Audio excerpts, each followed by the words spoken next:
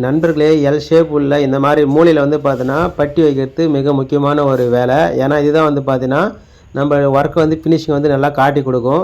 இந்த மாதிரி இடத்துல வந்து பார்த்தீங்கன்னா பிளாஸ்டிக் வந்து பூச்சி வேலை சரியாக பண்ணனாலும் நம்ம பட்டியில் வந்து பார்த்தீங்கன்னா சரியாக வந்து பண்ணணும், நல்லா நேராக வந்து பண்ணி கொடுக்கணும். இப்போ ஃபஸ்ட்டு கோட்டில் பட்டி பார்த்துருக்காங்க, செகண்ட் கோட்டில் இதே மாதிரி தான் நிறைய பேர் பார்க்குறாங்க. சரியாக வந்து பார்த்தீங்கன்னா அந்த மூலையில் கருக்காக நேராக வந்து பார்த்தீங்கன்னா பட்டி வந்து வைக்க தெரியாமல் செவருக்கிற மாதிரியே வளைவாக வந்து வச்சு ரொம்ப சொதிப்பட்டுடுறாங்க. இந்த இடத்துல வந்து நம்ம எப்படி ஃபினிஷிங் பண்ணுறது உங்களுக்கு காட்டுறேன் பாருங்கள். நான் இப்போ ஏற்கனவே வந்து பார்த்தீங்கன்னா ஒரு வாலில் பட்டி வச்சுட்டு 10 வாலில் பட்டி வைக்கிறேன், கார்னர் வைக்கிறேன். இப்போ இந்த மாதிரி வைக்கும்போது நம்ம பிளேடு எப்படி போட்டால் அது நேராக அழகாக வரும்னு நான் உங்களுக்கு காட்டுறேன் பாருங்கள். நிறைய பேர் வந்து பார்த்தீங்கன்னா பட்டி தகடை ஃபினிஷிங் பண்ணும் பஸ்ஸில் இந்த மாதிரி செவுத்தில் வந்து ஒட்டுற மாதிரி வைக்காமல் ரொம்பமாக தூக்கின மாதிரி வச்சு எடுக்கிறாங்க. இந்த மாதிரி எடுக்கும்போது என்ன செய்யணும் பார்த்தோன்னா, இப்போ இந்த செவத்தில் நம்ம பிளேடு போடும் பஸ்ஸில் அதுக்கு பக்கத்தில் இருக்கிற செவத்தில் இருக்கிற பட்டியெல்லாம் வந்து பார்த்தீங்கன்னா சுரண்டி எடுத்துகிட்டு வந்துடும். பாருங்கள், வந்திருக்கு பாருங்கள்.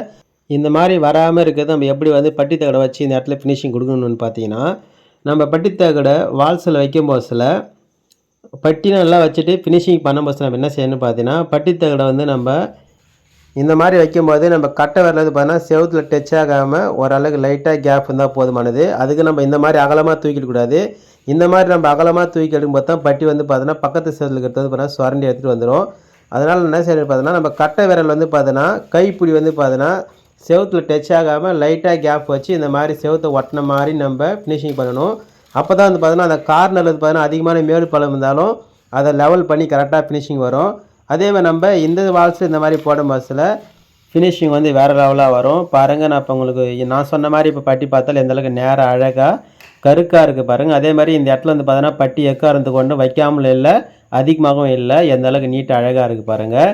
அதே மாதிரி இந்த மாதிரி இடத்துல பட்டி பார்க்கும் பஸ்ஸில் இன்னொரு மிகப்பெரிய ஒரு தப்பு பண்ணுவாங்க. அது என்னென்னு சொல்லி காட்டுறேன் பாருங்கள். நம்ம பட்டித்தகடை இந்த மாதிரி வைக்கும் பஸ்ஸில் இந்த கைப்பிடிக்குது பார்த்தீங்களா, இந்த கைப்பிடி பிளாஸ்டிக்கு அது வந்து பார்த்தீங்கன்னா பக்கத்து செவத்தில் வந்து ஒராசினே இருப்பாங்க. நம்ம அது மாதிரி வைக்கக்கூடாது பாருங்கள், இந்த மாதிரி வைக்கக்கூடாது. கொஞ்சம் கேப் விட்டு, அதாவது பார்த்தீங்கன்னா இந்த கைப்பிடி இந்த செவத்தில் டச் ஆகாமல் இருக்கிறதுக்கு பிளேடை கொஞ்சம் சாய்வாக வைக்கணும்.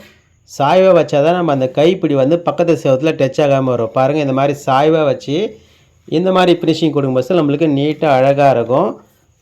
நம்ம எந்த சைடு போட்டாலும் செவத்தில் போய் இந்த மாதிரி டச் ஆகக்கூடாது. டச் ஆகாமல் கொஞ்சம் சைடாக இப்படி வைக்கணும். இப்படி வச்சு நம்ம கையும் சரி அல்லது பட்டி தகடும் வந்து பார்த்தீங்கன்னா எங்கேயும் டச் ஆகாமல் அந்த நுனி பிளேடு மட்டும் அந்த கார்னர் டச் ஆகிற மாதிரி படியை போட்டே தான் ஃபினிஷிங் பக்காவாக வரும். நண்பர்களே, இந்த தகவல் பிடிச்சிருந்தால் லைக் பண்ணுங்கள், ஷேர் பண்ணுங்கள், கமெண்ட் பண்ணுங்கள். இந்த மாதிரி பெயிண்டிங் சம்மந்தமான தகவல் தெரிஞ்சுக்க நம்ம சேனலை சப்ஸ்கிரைப் பண்ணி வச்சுங்க. தேங்க்யூ ஃபார் வாட்சிங்.